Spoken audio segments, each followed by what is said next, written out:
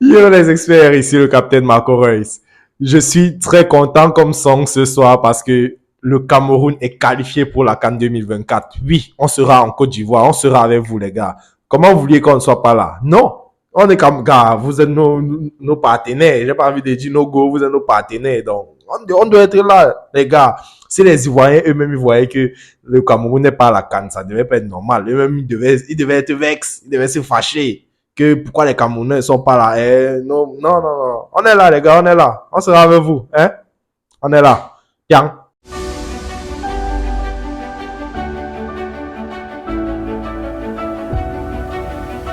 Donc, victoire du Cameroun face au Burundi, 3 buts à 0. Le match qui a été très, très difficile pour les Camerounais. Donc, en fait, on a vu deux mi-temps complètement opposés, avec une première mi-temps très, très compliquée pour les Camerounais. Franchement, le Burundi a énormément dominé la première période et le Cameroun s'est réveillé en deuxième mi-temps en inscrivant 3 buts et se qualifie pour la CAN en Côte d'Ivoire. On fait pour mettre cette équipe en difficulté. Qui viennent plus bas, qui viennent plus haut, de toute façon demain, il y a des filets qui vont trembler.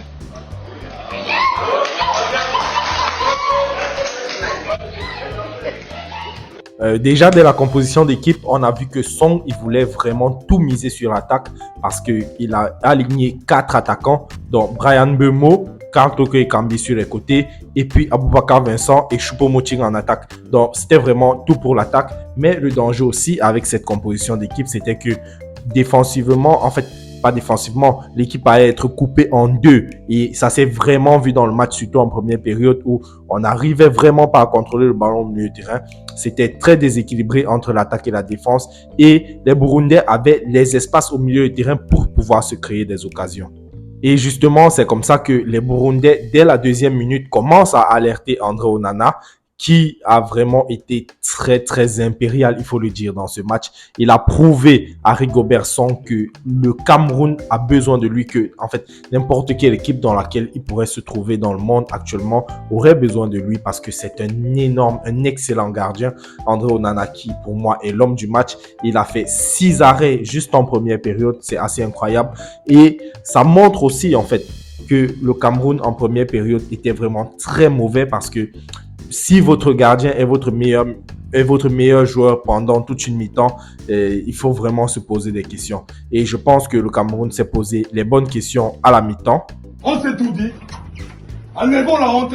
Vu qu'ils sont revenus avec de nouvelles intentions en seconde période. Bon, je pense aussi que le but qu'ils ont mis en début de seconde période par Brian Bemo qui profite d'une erreur de la défense adverse pour inscrire son premier but en sélection.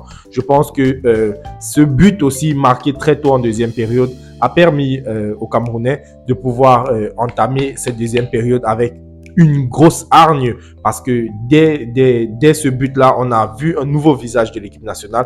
Ils ont mis plus de pression aux Burundais qui vraiment flanchaient sous la pression. Ils commettaient énormément de fautes. Ils n'étaient plus aussi sereins qu'en première période. C'était incroyable aussi parce que le changement de visage du Cameroun a coïncidé aussi avec le changement de visage du Burundi. En fait, c'est là que j'ai senti que le Burundi, ils étaient très tranquilles en première période. C'est parce qu'on ne les pressait pas. C'est parce qu'on ne mettait pas cette pression-là. C'est parce que on n'était pas présent offensivement. C'est pour ça qu'ils ont dominé la première période. Ils étaient calmes, ils étaient tranquilles.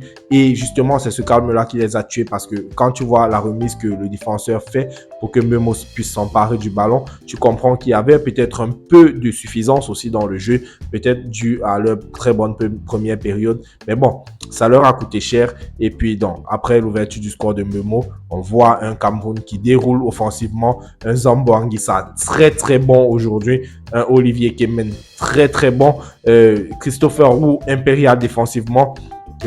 Franchement, le Cameroun, c'était beau à voir, c'était très beau à voir en deuxième mi-temps. Et ça se voit aussi dans les statistiques. Parce que le Cameroun, qui n'avait tiré que 5 fois au but en première mi-temps, a tiré 9 fois au but en deuxième mi-temps. Donc presque le double. Ça fait 14 frappes sur le match. C'est quand même beaucoup. Parce que franchement, et ça montre en fait l'impact que cette deuxième mi-temps a eu sur le match. Et bon, après ce but de Brian Bemo, Christopher Wu vient doubler la mise après un corner raté de la part des Burundais. Le dégagement a été raté. Christopher Wu, il en profite pour tirer le ballon. Il se retrouve seul, il tire le ballon. Deuxième offrande et deuxième but pour le Cameroun qui ne se gêne pas. Et puis Vincent Aboubakar qui était chez lui. Et je vous l'ai dit lors de l'avant-match que Vincent Aboubakar, il va marquer. Bon, j'avais prédit un doublé pour lui, mais il arrive à mettre son but dans son jardin, dans sa ville, à Garoua, au stade Roumdi Adjara.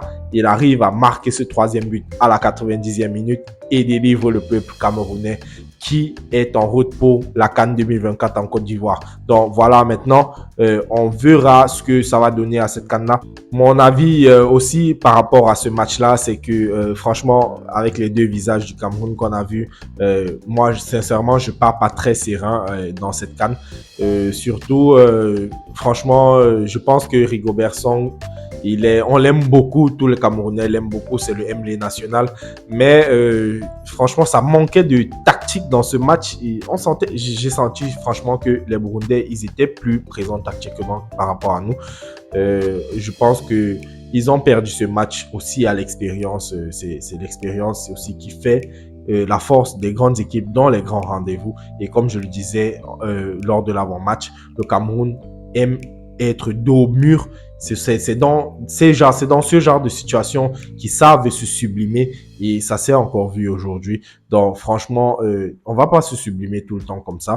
Il y a un moment où ça va pas passer et justement c'est pour ça que je dis je suis pas serein quand je vois le niveau de jeu affiché aujourd'hui par rapport à la CAN. Mais bon, on va d'abord fêter et oublier tout ça. Mais c'est quelque chose sur lequel il faudra revenir parce que le niveau de jeu, franchement, c'est assez inquiétant. Donc voilà les amis, c'était à peu près tout ce qu'on pouvait dire pour ce match-là. Bon, j'ai tellement encore de choses à dire, mais bon, il faut pas non plus que la vidéo puisse s'éterniser. On va aller fêter la victoire. Je sais que tous les gars sont dans les bars, tous les gars de Douala, Yaoundé, Garoua, Maroua, Bafoussam, ils sont tous dans les bars actuellement. Je pense que je vais les retrouver quelque part et puis on va célébrer la victoire des Lions. D'habitude, je suis impartial, mais aujourd'hui, je pense que je vais laisser parler le cœur et c'est la nation qui gagne, c'est le continent qui gagne. Allez Cameroun, tchuss!